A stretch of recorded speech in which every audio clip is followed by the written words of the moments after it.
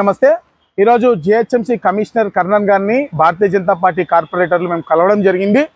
వర్షాకాలం high alert వస్తున్నప్పటికీ కూడా ఇప్పటివరకు కూడా మాన్సూన్ ప్రిపేర్నెస్ పైన జిహెచ్ఎంసీ పూర్తిగా ప్రిపేర్ కాలే। ఇక్కడ జిహెచ్ఎంసీకి హైడ్రాకి మధ్య కోఆర్డినేషన్ చాలా క్లియర్గా ల్యాక్ అవుతా ఉంది। ఏదైతే ప్రజాప్రతినిధులతో కూడా ఒక కోఆర్డినేషన్ మీటింగ్ పెడతామని చెప్పిర్రో ఆ కోఆర్డినేషన్ మీటింగ్ జరగలేదు।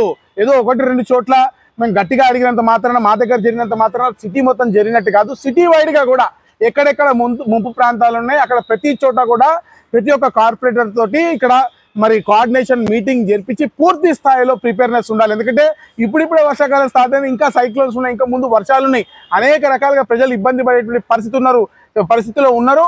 సీజనల్ వ్యాధులు కూడా ప్రబలేటువంటి పరిస్థితులు ఉండగా అటు హెల్త్ వైపు కానీ ఇటు రెయిన్స్ వైపు కానీ ఎక్కడ కూడా వీళ్ళు ఫోకస్ చేయట్లేదు।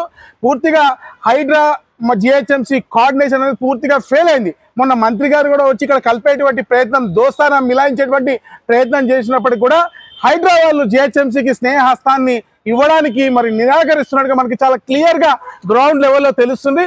హైడ్రా వాళ్ళు ఆటోనమస్ బాడీ అనుకొని వాళ్ళు అవుట్ ఆఫ్ కాన్స్టిట్యూషనల్ బాడీ అనుకున్నట్టుగా వాళ్ళు బిహేవ్ చేస్తున్నారు। ప్రజలతో మమేకమై పనిచేయాల్సిన బాధ్యత హైడ్రాకి ఉంది, జిహెచ్ఎంసీతో ప్రజాప్రతినిధులతో కలిసి పనిచేయాల్సిన బాధ్యత హైడ్రాకి ఉందని మేము ఈ సందర్భంగా చెప్తున్నాము।